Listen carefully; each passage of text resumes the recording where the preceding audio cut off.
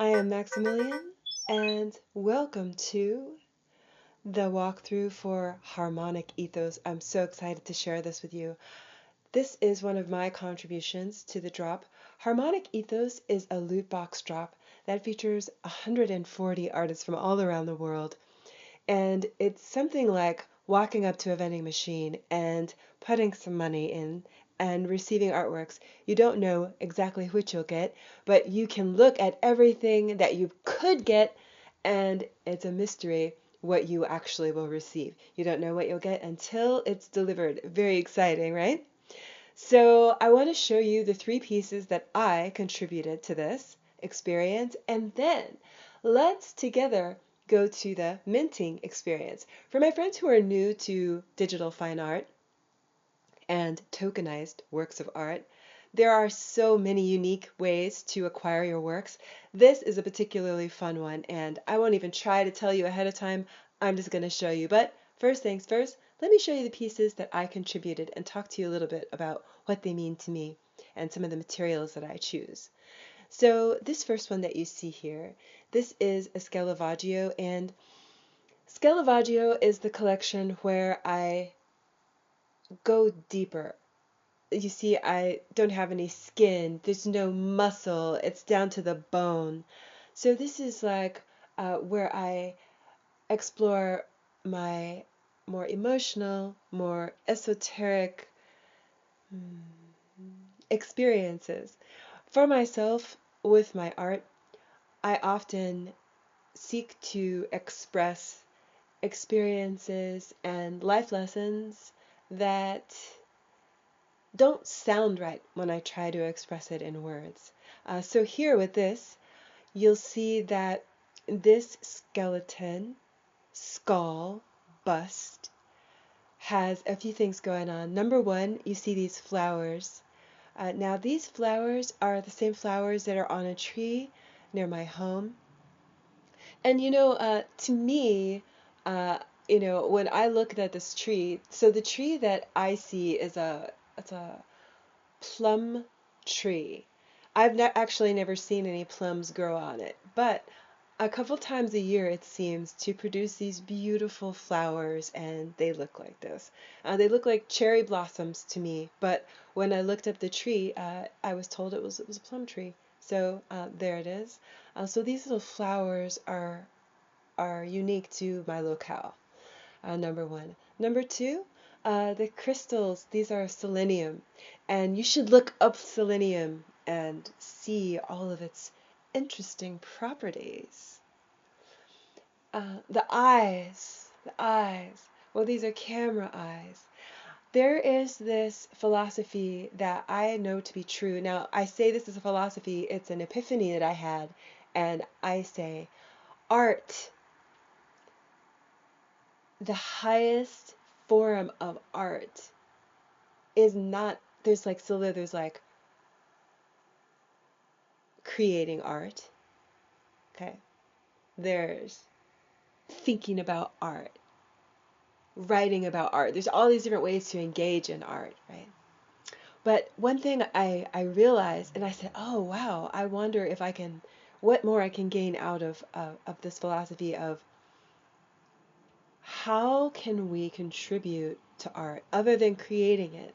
This was a question that I was pondering, and I realized, oh, to be seen, seeing art is really valuable, because when I see another person looking at art, well, first of all, I instantly like them more. Um, but also, when we pay attention to something, we are giving it value, and we're simultaneously sending a message to others saying this thing has value. So I realize the highest form of art appreciation isn't even purchasing a work of art.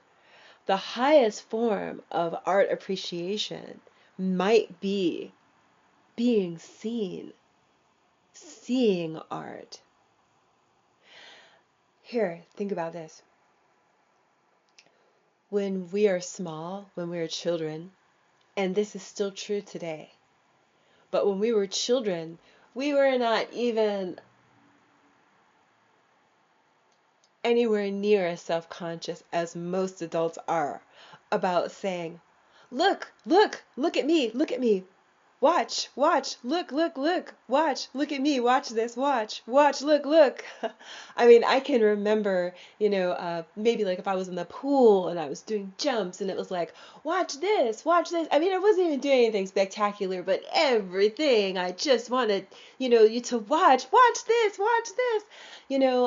I was seeking to entertain, but looking back, I could have just entertained myself if I was doing cannonballs, but there was something more.